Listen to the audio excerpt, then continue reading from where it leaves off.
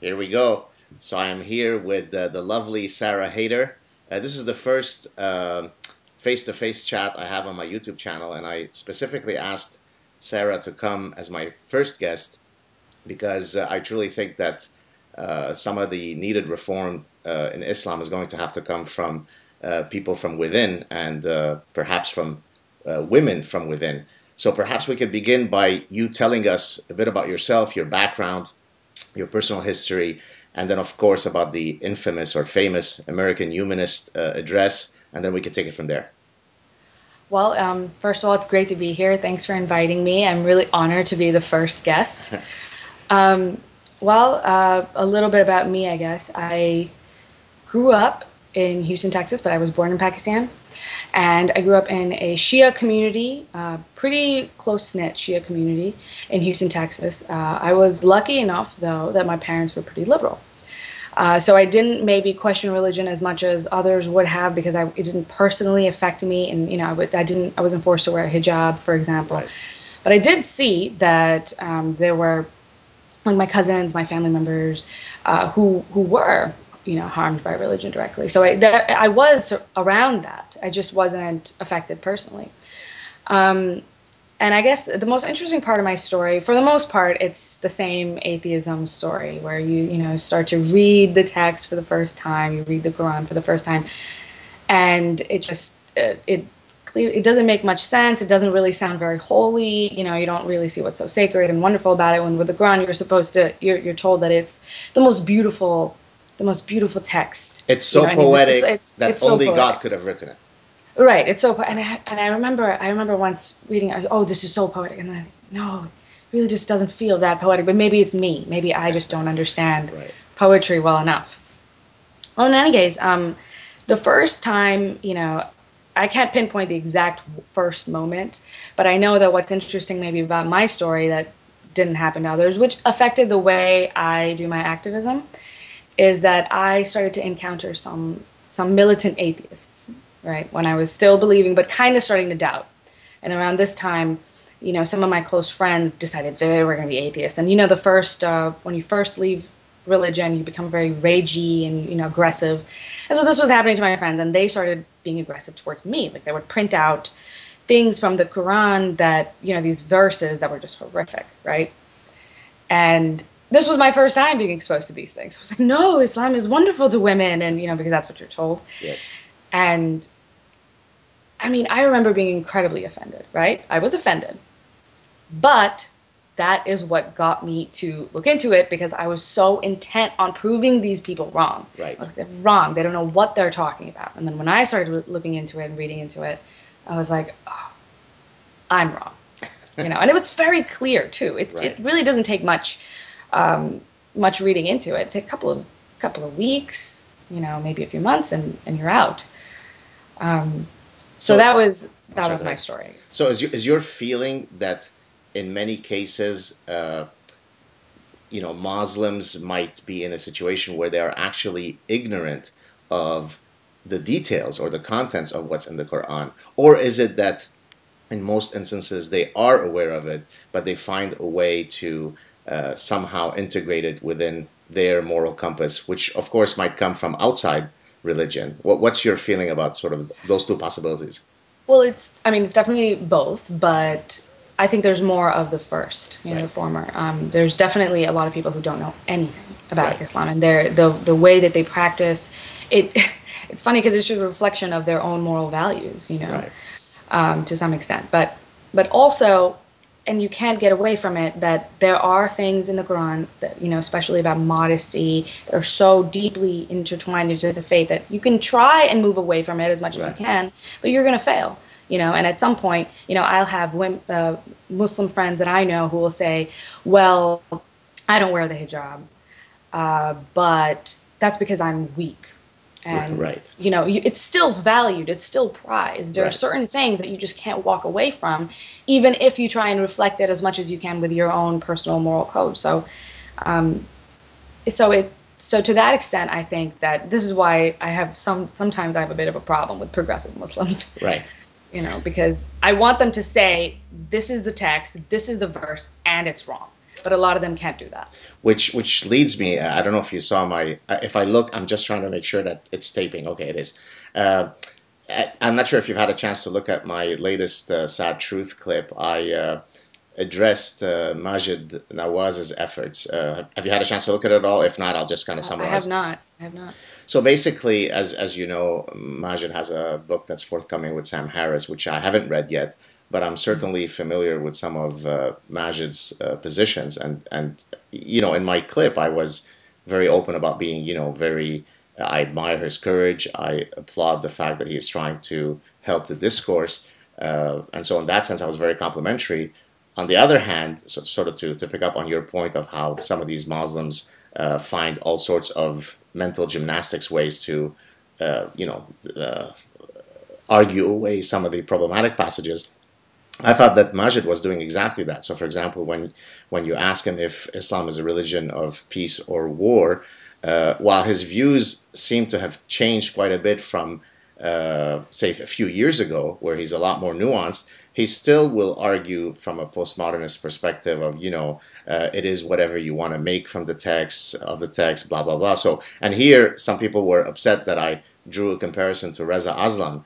I wasn't arguing that the motives of Majid were in any way similar to those of Reza, but the fact that they were both using a postmodernist bent, to me, seemed illogical.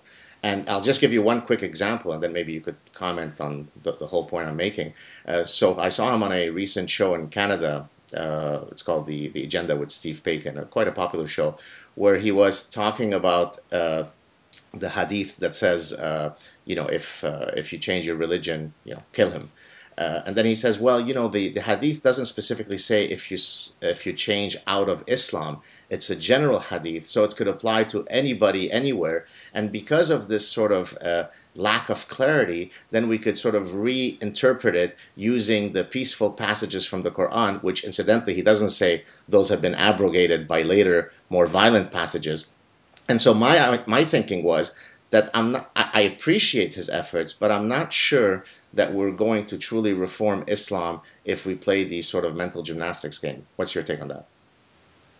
Well, I mean, I agree with you that the overall postmodernist interpretation is harmful because I think these people are speaking only for themselves. You know, it may be possible that Reza Aslan is able to do that. He's able to, you know, look into religion and see only, you know, a reflection of himself. But there are so many who are not. Right. There are so many who are taking it very literally as an actual revealed truth. So I want, you know, these people to go out and say, this is not literally the truth. This is not literally the revealed truth, you know, and push that understanding. And maybe we'll get to this point where there are people who are only seeing a reflection of themselves. But that's not just not the case. That's just not what's happening right now. Right. Now, if they do that, is the next... If it's possible. If it's possible and they're doing that, then maybe things can get better. But does that mean that they... I'm sorry, go ahead. Go ahead.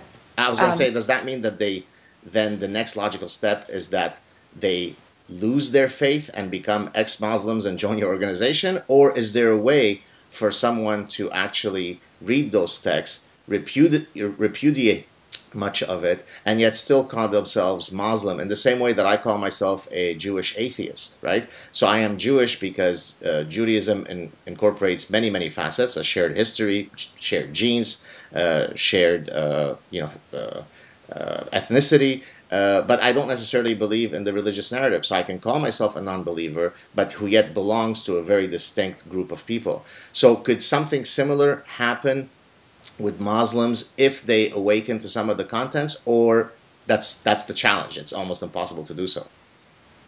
Well, I mean, I'm of the opinion, like, even though you're you know, sitting in front of me, saying you're a Jewish atheist, I don't know to the extent that that's something that most people will be able to accept. Right. And for most people, an identity means something, like something more, especially with something like Islam, where they say it's literally the perfect text.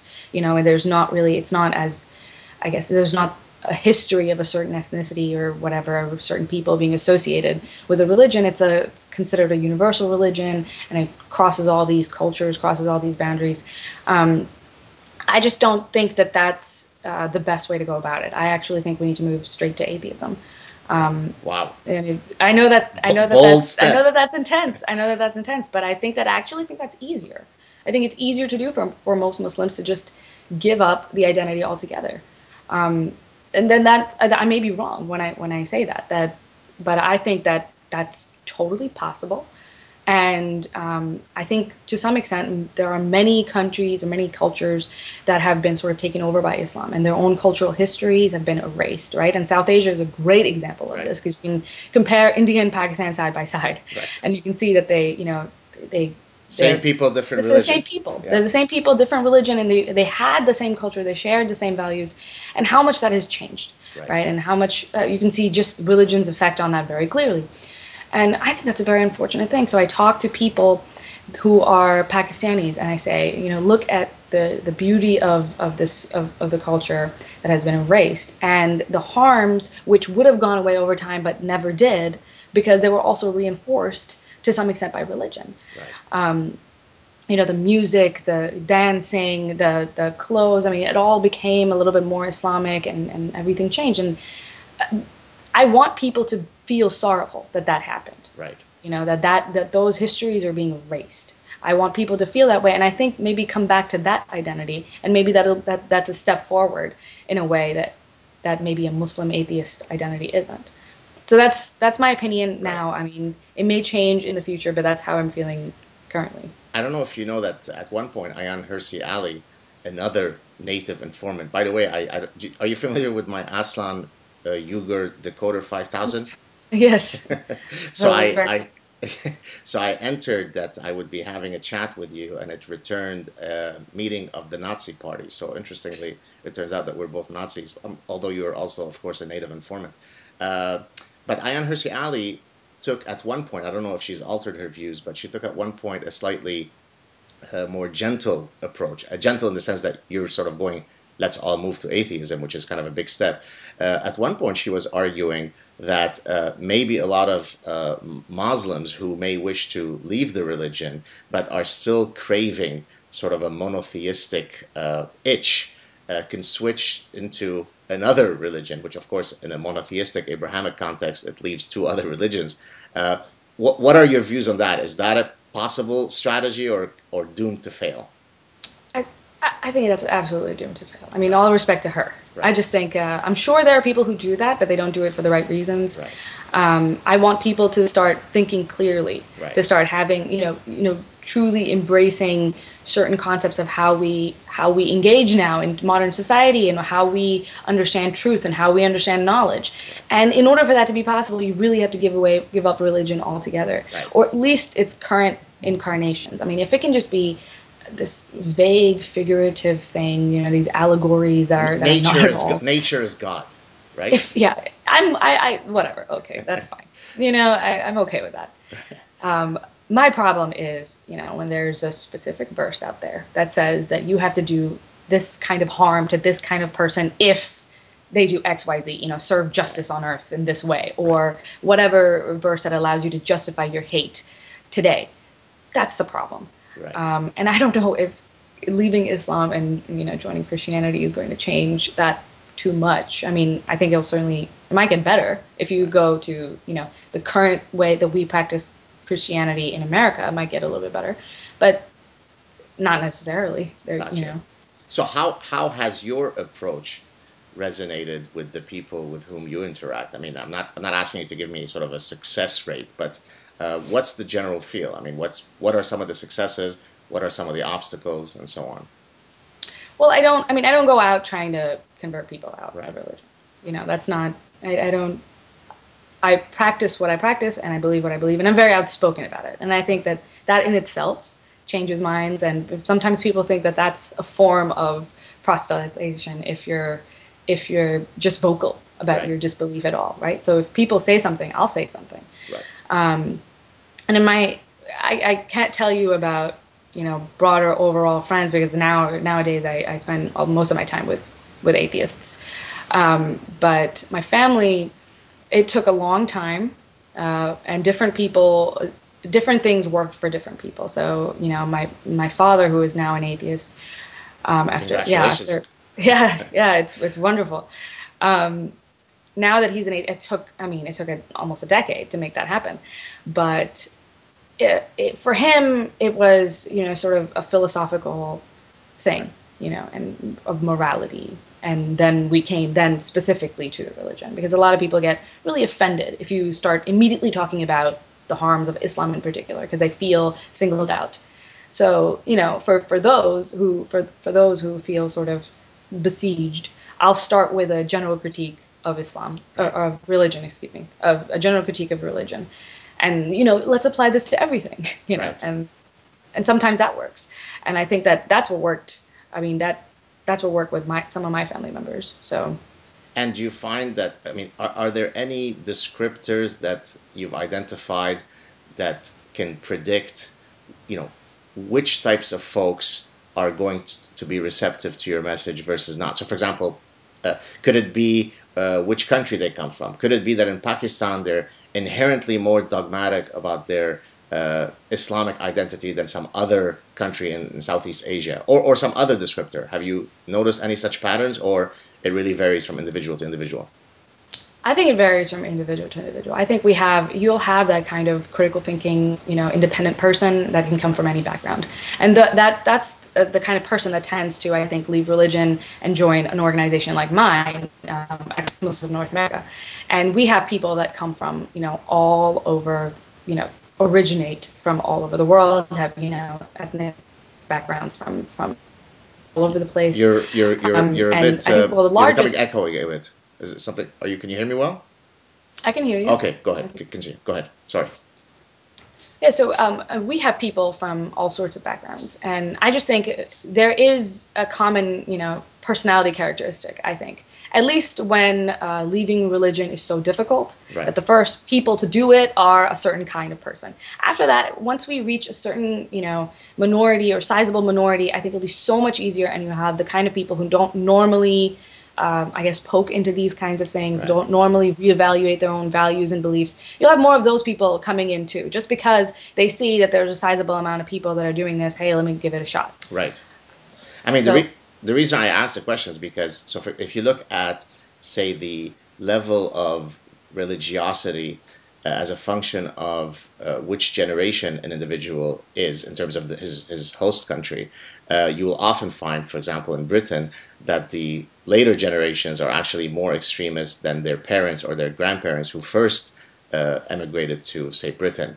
And so it was in that spirit that I was trying to see if there were any patterns that, if you like, we can use to predict how willing are people to leave the cloak of religiosity. I guess I'm thinking of it from the perspective of a consumer psychologist, because oftentimes, that's exactly what, as a consumer psychologist, you're trying to do, right? What differentiates or discriminates between whether somebody is likely to vote for you or not? What are some of the attributes that can help us describe if you're going to be in the yes group or no group?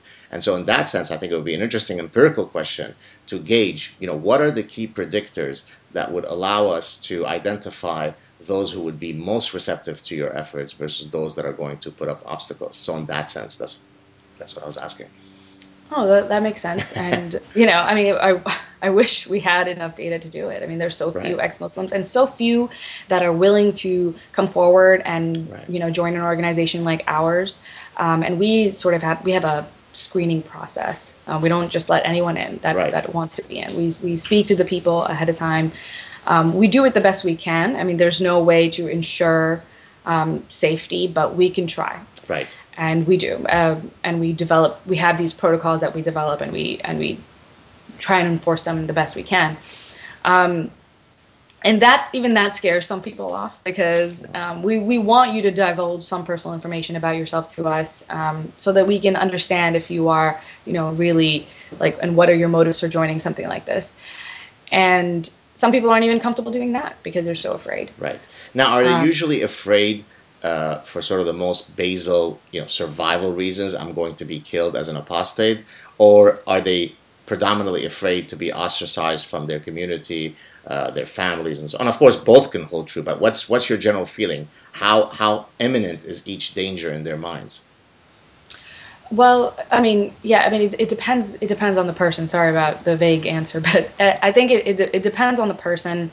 There are quite a few, unfortunately, who are afraid Physically, of they're like going to be harmed. of physical danger.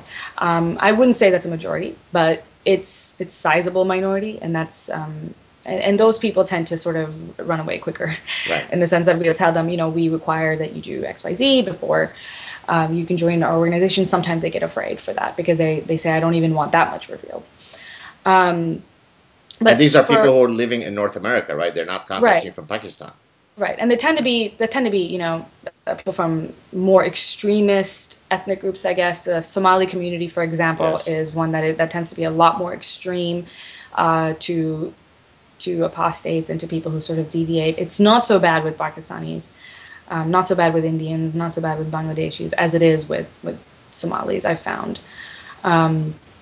So there is variation in terms of where maybe you're from and Any insight as to how that why that would be? translates. Why would that be? Do you have any sense? Is it how close you are sort of to the Arabic roots? I mean, literally geographically, if not ideologically, or what can explain this phenomenon, if you know? I mean, I can only guess, Right. and definitely something that I've noticed is that there's a romanticization of Arab culture Right.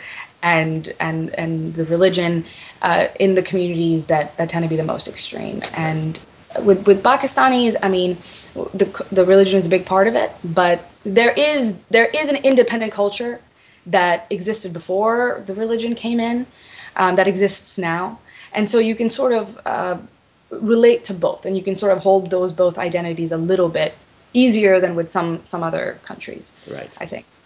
Right. Got you. So, all right, let's switch gears. What did you think of what Ben Carson recently said? What's your position on that? Is he an Islamophobe that should heed CARE's?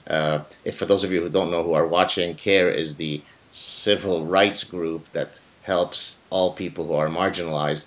But of course, they go around accusing anybody of being an Islamophobe if they dare criticize Islam. So, what's your view? Was it fair what he said, or was he being Islamophobic? Remind me of exactly what he said. Well, I think somebody had asked him. I don't remember the exact words, but somebody had asked him. Would you support a Muslim individual becoming president of the United States? To which he responded. Again, I'm paraphrasing. Well, probably not. And then he sort of equivocates. If that person were willing to live according to every element of our constitution, then yes, but otherwise no, I would not be comfortable. And then of course CARE jumped on that and said this guy should basically drop out of the race because he's saying things that are antithetical to the American Constitution. So what are your thoughts on that?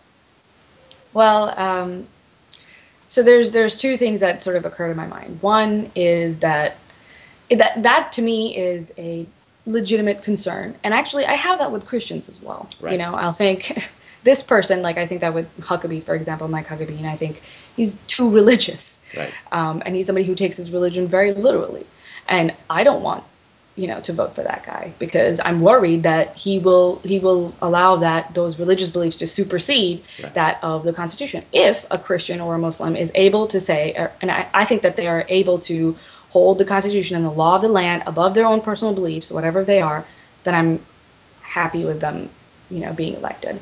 But that depends on on how much I gauge that that's really possible for this person. And unfortunately, too many people, even in America, believe that their religious rights, should be a part of Right. the law of the land, and that's so scary as Right. somebody who knows what it's like when that starts to happen. As somebody who can, and we can just look. All we have to do is look at Muslim majority countries to see how quickly that spirals down and how scary that becomes, especially for women, especially for minorities. So, I mean, I get uncomfortable with very religious people running anyway, no matter who they are. Well, and I would say, if I could add, as a Jewish person, Jewish atheist, I wouldn't feel comfortable having a Hasidic Jew with the full garb being president or prime minister of Canada. Does that make me anti-Semitic?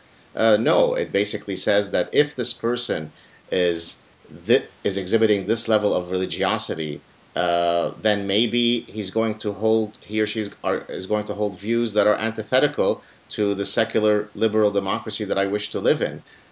So to me, it seems like it's perfectly reasonable. You know, unlike saying that somebody who's got a particular skin tone should not be fit. I mean, that's just pure bigotry, right? I mean, there's Right. absolutely no way that your skin color could, in any conceivable world view, be relevant to whether you can hold office or not. Your sexual orientation shouldn't matter. Your ethnic background, forgetting about ideology, should not matter. But if you say, I subscribe to ideology X as part of my identity, then everybody should be perfectly, it would be perfectly reasonable to say, well, I actually have a problem with ideology X or some of its tenets, and so I certainly wish to question you on it. I'll tell you my position. I think that I don't think it was unreasonable what he said, and that doesn't make me Islamophobic. It makes me somebody who's got a brain. Yeah, well, I mean, if we can determine that there is somebody who's running who is, you know, Muslim or Christian or whatever, Right. and they have a track record of not taking their religious beliefs into account when you know, dealing with the law. You Right. know, maybe they were a judge, or maybe they've run for public office before, and you've seen that there's an independence there, that Right. they're able to separate that, especially when dealing with the public. Then I would be a lot more comfortable. Right. Right. And if you know, but we know that that's not the case because we see the way, you know, a lot of the Christian, the extreme Christian Yes. candidates, what they do now, where they can't really separate those Right. values, where a lot of them tend to reflect exactly their religious values or political values. So, Well, I see it, by the way, I see it in a completely different context in my scientific work, right? As an evolutionist, I get blowback from all sorts of detractors who hate evolutionary theory for all sorts of reasons. Now, one of the group of detractors will, of course, be people who are religious, right? And so to draw an analogy to what Ben Carson said, well, I mean, could you be the president of the American Biology Association and be a hardcore evolution denier as part of your faith? Well, that's going to be tough because your faith, in this case, conflicts with some of the central definition of that post you're going to hold. And so I think it's totally fair to have that conversation. And of course, the big label of Islamophobia is only meant to make people afraid to have the discussion as we're having now. But switching to a related issue of sort of the intrusion of religion into the public sphere, I don't know if you followed the recent case in Canada, so switching from the US to Canada, of the, I think she was Pakistani actually, so she hails from your ancestral lands, who refused to take off her face covering when taking the Canadian oath of citizenship. Are you familiar with this case? I just heard of it. I vaguely know about it. I mean, maybe you can tell me. Yeah, so I'll tell Are you there about it, and then laws that prohibit somebody from doing that well, in Canada? so that's the judicial debate that's happening right now. So I think in the lower courts, she was forced to have to remove her veil because you have to show your face and so on. And then she appealed to a higher court, and then she won because, of course, the judges were white, guilt-ridden, multicultural, PC, social justice warriors who said, no, no, no, it's not fair. Our country's based on religious freedom. Now, I mean, think about it first. Now I think it's going to be appealed, if I'm not mistaken, to the Supreme Court. But I mean, think about it for a second, right? What is the signal it sends when somebody who you open the door to this person to come to this country, and at a minor concession where you say, for 15 minutes, I will shed the cloak, in this case literally, of my religion so that I can demonstrate that allegiance to secular values, and she says no. And in Arabic, there's a term for that. It's called wu'hane. Wu'hane basically means, if you like, grandiose chutzpah, right? It's a really perfect Arabic word that captures exactly that mindset. And you see it, of course, in all sorts of other contexts where people who are used to having 100% of their ways accommodated from the countries that they come from, then come to a pluralistic society, and they simply don't have literally the psychological tools to say, I will concede, right? I mean, a marriage is about concessions. A marriage is about negotiations. No relationship can work if we don't have that mechanism. And so, of course, I'm strongly against this woman's behavior. What are your thoughts? Do you agree? Do you disagree? Well, up until recently, I wasn't really familiar with the case, Right. or at least the details of the case. And this is a really, for me, it's very difficult because on the one hand, I'm a civil libertarian, Right. so I'm very much about personal freedoms, and I think that's really important, and I want everyone to respect it. And so, in that sort of scenario, I guess I would fall back to if there was, a rule or in the citizenship ceremony of facial coverings at all, and sometimes there is, and I think a lot of there already is that everyone else is abiding by. In that case, you should abide by too. If it's a rule that everyone is abiding by, I'm not sure if that was the case with this Canadian Right. case, if and that sort of puts it in this fuzzy category. And I agree with you symbolically that that's exactly what I think it means too. I Right. think it means a rejection of these values, and that's very troubling to me. And this is similar. I think the way I feel about it is similar to how I would feel about, for example, putting the hijab on to young women, to young Yes. girls, right? And there are some families who say, well, you're 9 or you're 10, you're about to go through puberty, now it's time to wear the hijab. On some level, I think it's almost child abuse, right? Yes. Because you are forcing this young woman to be visibly separated from society, and at that young of an age, she really can't consent. She really doesn't know the extent to which she is going to be visibly separated from society and how that will affect her. She doesn't know. She's going to say yes because mom and dad want her to say yes. She's going to say yes because she thinks it's the right thing to do or the good thing to do. She doesn't understand the ramifications of it. So sometimes, people ask me, do you think the hijab should be banned? And then sometimes my instinct is to say, well, not for adults, but maybe for children. Right. But then I think that how much, from a lawmaking perspective, how dangerous is that? That Right. we say that parents don't have certain rights over their children. And of course, they don't have Right. complete control over their children. There are certain things they cannot do. But if we start there, they can't,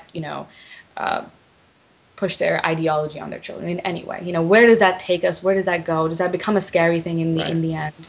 And does that give the state too much power, which is something I'm always worried about. So I kind of it's one of those very Yeah, difficult I'm issues. also sort of two minds. Incidentally, going back to sort of my area here in Quebec, we recently had a big debate at the provincial level. Provincial is the equivalent of your states, right?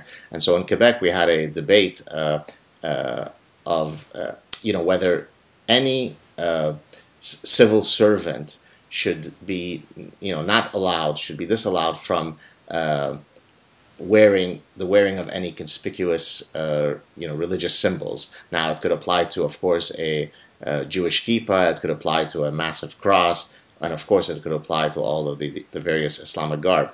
Now the reality, frankly, I think, is that it was very much, although it was couched in the language of we're against all religious attire. I think it was precisely because there was a fear of the increase of hijabs and niqabs and so on that you see all over Montreal.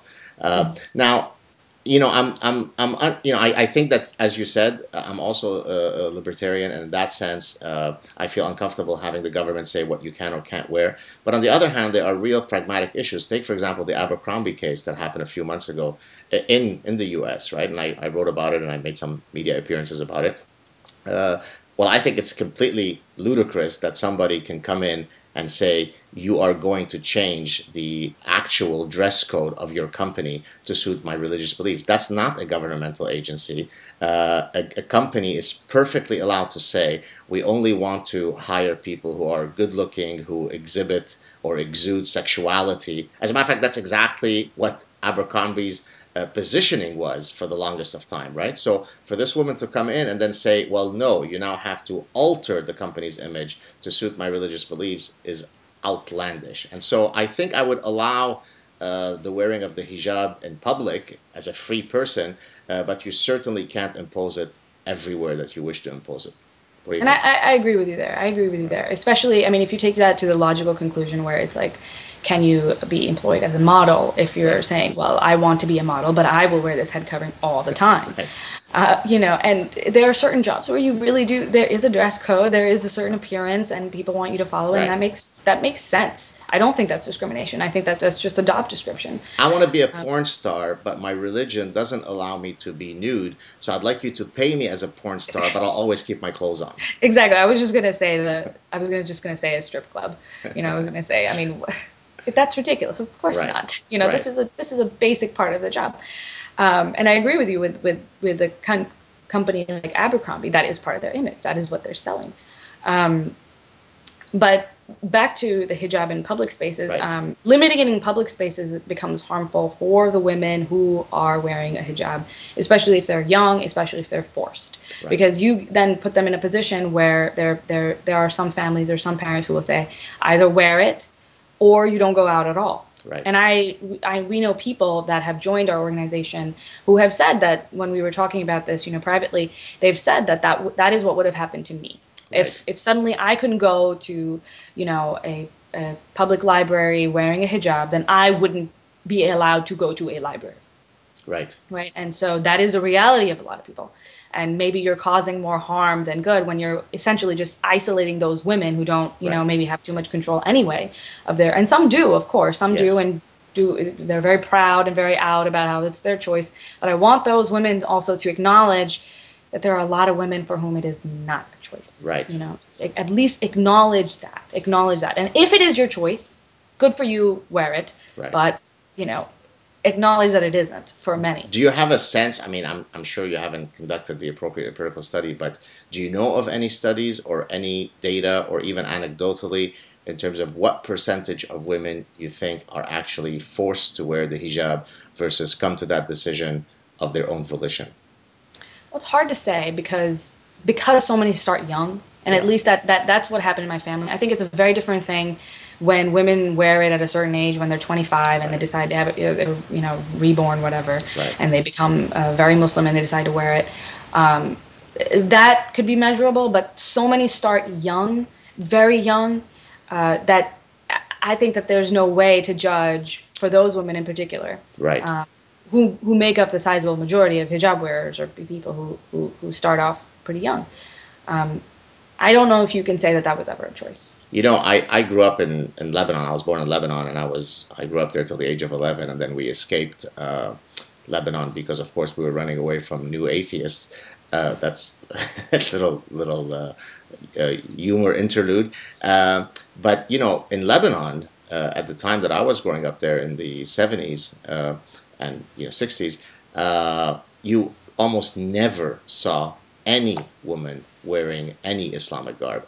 As a matter of fact, it was very badly seen by everybody, Muslims, non-Muslims alike, to actually dress in this manner.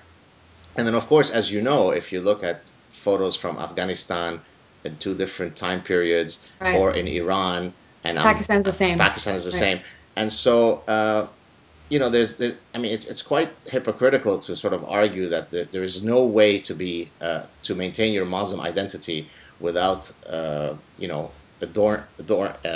donning these attires, because we've got all sorts of historical contexts where women weren't wearing it. Even in the context of Montreal, now of course this is mainly due to immigration, but if you compare the number of women who today walk around Montreal streets wearing all sorts of various Islamic garbs to 10 or 12 years ago, you absolutely never saw it then. And I would probably venture something like 1 out of every 10 women that you see on the streets today is wearing an Islamic garb. And so I wonder if there is a way to go back to the more secular, modern style.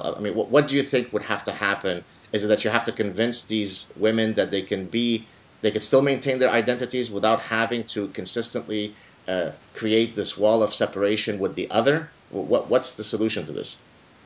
I think that's involved tied in with the rise of more fundamentalist literalist Islam overall, and I wonder what that has to do with people actually reading it. Right. The rise of literacy of the average population in these countries who are reading it and who can see for themselves that the most extremist people are more on the ball Right. than maybe the more liberal ones. And also, on that same vein, there are people who are shedding their cultural backgrounds in favor of a more Islamic, identity. Right. And you see that a lot in the West, which scares me. Right.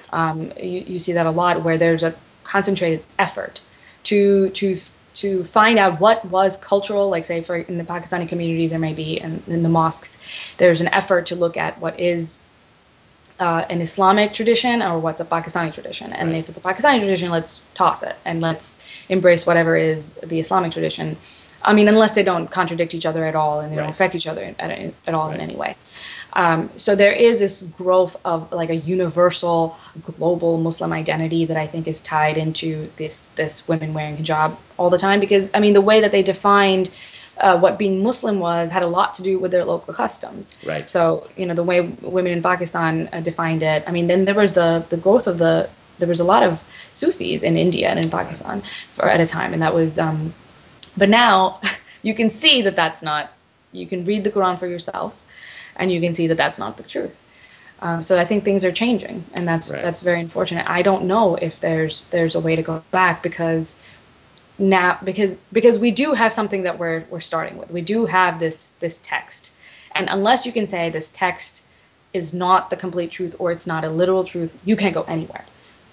Well, of course, what guys like Majid and others who want to do the mental gymnastics will argue is that, well, any single sequence of words can be interpreted in a myriad of ways. And so whatever particular passage that you could find in the Quran or in the Hadith that says that women should be covered, there's a way to reinterpret that for it to mean, no, it doesn't mean covered. It means to take off your veil if you really understand Arabic. See, one of the disarming things about when people debate me is that a lot of the usual BS that they'll throw at people won't stick on me, right? So when somebody says, but you don't speak Arabic, I go, but I do. Oh shit, okay, that's not good. Well, but you didn't grow up in the Middle East. No, but I did. And then, of course, they find the dark secret. I'm a vile, evil Jew. That's the problem. So I think the idea is that I think we go back to sort of one of the original points that we had. It's all about information, right? And that's why, I mean, people ask me, why do I mean, I'm very busy as a scientist. I've got enough stuff to keep me going on a typical day. I certainly don't need to do this. But I find it incumbent on me and on everybody else who has the ability to have a platform to participate in the debate reasonably, politely, without hatred, dispassionately, because it is a battle of ideas. And when I first was exposed to your work, as I think many people were in that brilliant speech, I thought, wow, what a courageous young woman. I'm sure she's going to take tons of flack, but she's out there, right? She's got, if I may say, now if the feminists will get upset at me, she's got testicular fortitude, right? She's standing out there with very big testicles, and she doesn't care what and I think if more people do that, and I know, by the way, that there are a lot of them who would like to be part of the discussion, but are profoundly terrified. I could look no further than my academic colleagues. It's simply incredible how many of them are perfectly comfortable criticizing Christianity. As a matter of fact, to criticize Christianity makes you a progressive. It makes you enlightened. But the minute that I post anything that might be critical of Islam, oh boy, watch them hide. It's unbelievable. Right. I'll tell you one quick example, and then I'll give you the floor again. And I discussed this in one of my recent YouTube clips. I put up a clip of an Iraqi astronomer who was basically arguing that no, the earth is absolutely flat because it says so in the Quran, blah, blah, blah. So I put this up. I didn't editorialize anything. I just put up the clip. A scientist, a fellow evolutionary scientist from California, wrote to me, I mean, publicly on the thread, to paraphrase her sentiment.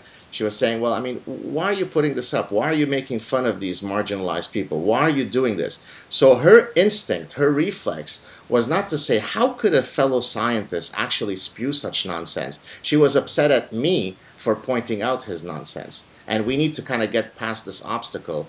Otherwise, I think it's going to be a very, very nasty battle. Right. I mean, and what bothers me about this is that you can have said, you know, the shahada, or, you know, you can have called yourself a Muslim yesterday, Right. and you are now someone who can speak for Islam. Right. Right. Meanwhile, if you are criticizing Islam, you have to be a scholar, you have to have a Yes. PhD, who Yes. speaks fluent Arabic, who is ethnically, you know, like Yes. dark or brown, and all these things. I mean, and these politics of what makes an authentic critic Right. versus a non-authentic. I mean, and you'll find that there is no such thing as an authentic critic Right. of Islam. Well, I'll tell you a great anecdote on exactly that point. So I've debated with Muslims and non-Muslims alike about various things. And so let's say I'll point to, do you know who Yusuf al-Qaradawi is? Do you know? Yeah. So he is one of the preeminent Sunni Islamic scholars. I mean, he has about as clean a pedigree of an Islamic scholar as you can have. I mean, he's, I think, now in his 80s. He's the spiritual leader of the Muslim Brotherhood. I think he originally comes from Al-Azhar University in Cairo. I mean, he's the man, okay? Mm-hmm. Guess when I quote something by him or by al-Baghdadi, the so-called caliph of ISIS who has a PhD in Islamic studies. Guess what people will say about these two guys? They're not real Muslims. Exactly. I mean, right? Their friend Ahmad, who goes drinking with them and parties, and who's a very nice Muslim, that's the true Muslim. But Right. Sheikh Yusuf al-Qaradawi or Caliph of ISIS with a PhD in Islamic studies, they just don't understand. They're fake Muslims. So, And this is so destructive, right? Because Right. these politics of you have to be deemed to be authentic, Right. and who is the one that's deciding who is or isn't authentic, right? I mean, that's there's a certain media type like elite. I don't want to say elite. That's a weird word, but there are a certain group of people who get to decide who is or isn't authentic, who does or doesn't count as, you know, somebody who can speak for Islam, speak for Muslims, or speak against Islam and against Muslims.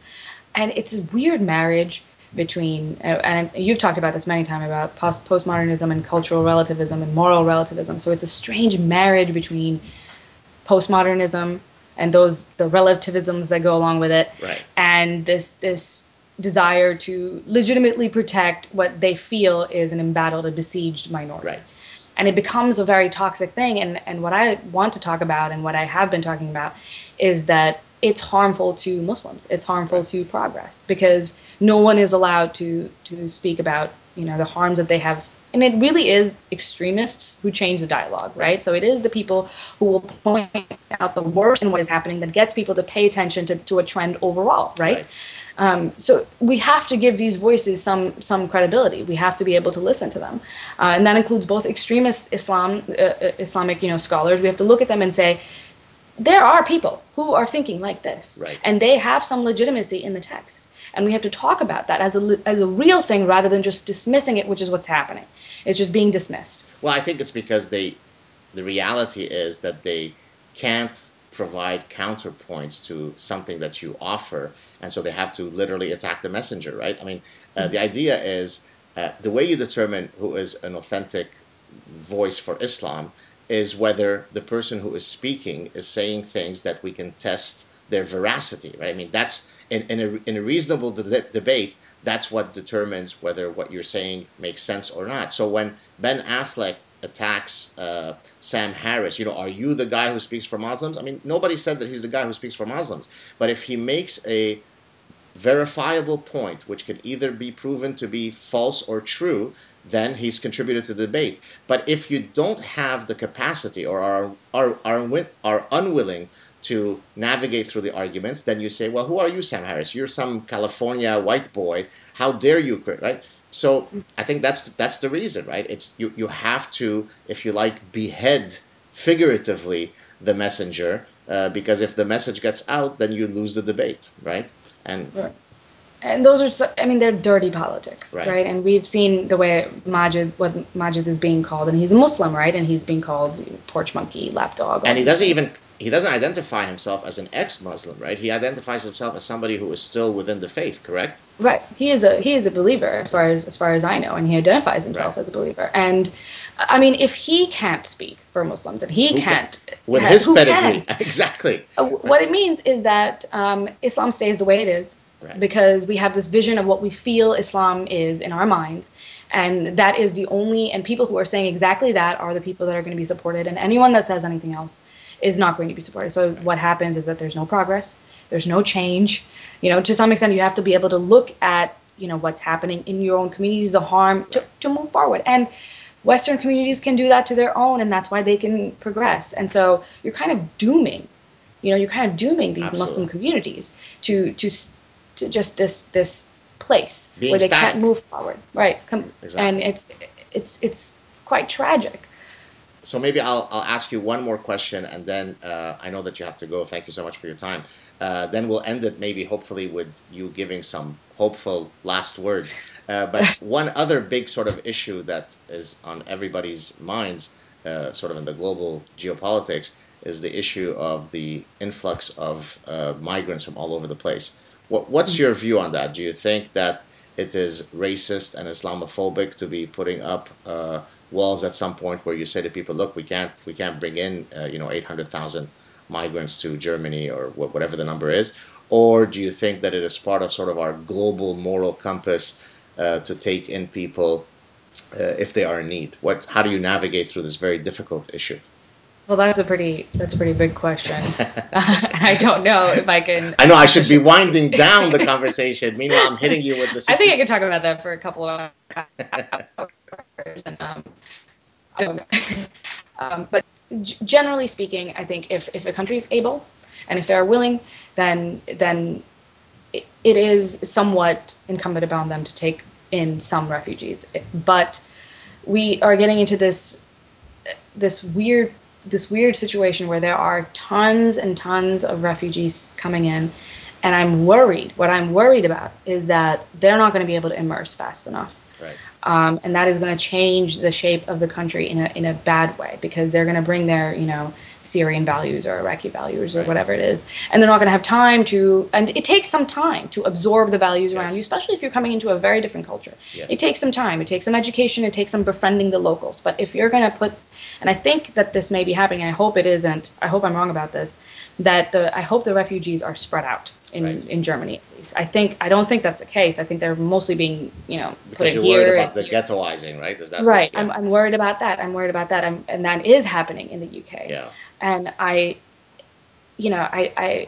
don't think I think that will cause a lot of problems in the long run, unless you take a lot of efforts to make sure that those people get immersed and it's as smooth as possible, that transition. And this whole concept of multiculturalism doesn't really help in that regard, because it says that there's something there, that you're an evil person if you think that there is such a thing as a value that's worth pursuing for all of humankind, and everyone should embrace this value. Who are we to judge that some cultures wish to cut off the clitorises of women? I mean, hey, maybe in their culture that's a really nice thing. Right, exactly, and it's so frustrating to have that conversation. But I think that kind of attitude really makes things worse, not better. Right. Well, I think it's a reasonable answer to a very difficult situation. So now this is your opportunity to do two things: to infuse us with optimism as we move forward. Your last words, and then if you have anything that you'd like to plug, maybe the website of your organization or anything else, your Twitter, please do so now. Well, my organization, for those of you who don't know about it, those of you who are listening, it's Ex-Muslims of North America is my organization. And what we do is we build local communities for ex-Muslims across the US and Canada, which is really helpful for people who are experiencing social isolation and who need support and who just need somebody to talk to who they can relate to. So we build communities and we advocate on behalf of ex-Muslims. We try and bring ex-Muslim issues to the forefront. Please go to our website. That's exmna.org. And if you can support us, if you can donate, all of that is wonderful. We're a 100% volunteer organization, so everything will just go to making sure that those programs are running. Your Twitter account, maybe, if they want to follow you? My Twitter is Sarah the Haider. Right. Like Sarah, my first name, Sarah, the Thehaider. Now, I'm assuming that's because Sarah Haider was taken, so you had to incorporate the article "the" in there, right? It's not because you're narcissistic and you had to add that "the" as part of your title. Well, I liked it because I've been using that handle for a while because I was people would make fun of my last name. They would say it sounds a lot like hater, you know. So they would call me the hater, and so Oh, I I was like, see. at some point, I thought I'm going to embrace it, Right. and that's where that came in from. In the way that I've embraced The Godfather. Right. It just becomes it's part of my identity now. That's who I am. Right. Um, well, I Wonderful. am to end on a kind of a positive Yes. note. I am hopeful, which is why I say that there doesn't need to be this in between period of this whole we're reforming Islam. I think that there are a lot of people who, especially with what we sort of touched on a little bit, the advent of the internet and all this information being available to everyone, that is going to change things dramatically. And I Right. think that people are going to deconvert so much faster. And it's particularly in Islam, I think it's a little bit easier to do when you're confronted with the information Yes. because it is so backwards in so many ways. Right. So it's easy to take that leap altogether, Gotcha. in my opinion. And I have seen to some extent that ex-Muslims in the West who have changed, and I've seen the way that they have influenced their family even back home, right? Right. And so somebody converts out, leaves their religion, they start having Skype contact, calls with their family members back home, Right. and then they're sort of changing mind there. I don't know if there can be change from the top down, Right. but I am very optimistic that there can be a movement, sort of bottom up movement, but we have to get to a point where there are a significant enough amount of atheists, or disbelievers overall, who are able to talk about it. And I think that starts in the West, right? Right. That this is the first, battleground. And then once we can really start having these open discussions, they're able to hear it, in Muslim majority countries, and they're able to be affected by it. What a wonderful way to end this fantastic discussion. Thank you so much for joining me. I'm going to end the recording, but stay, don't hang up. I'm going to be posting this on my YouTube channel at some point. I don't know how long it'll take me to upload a 1-hour discussion, but stay tuned. It should be up later today. Thank you so much, Sarah. It was great chatting with you. Thank you for having Cheers. me. Bye.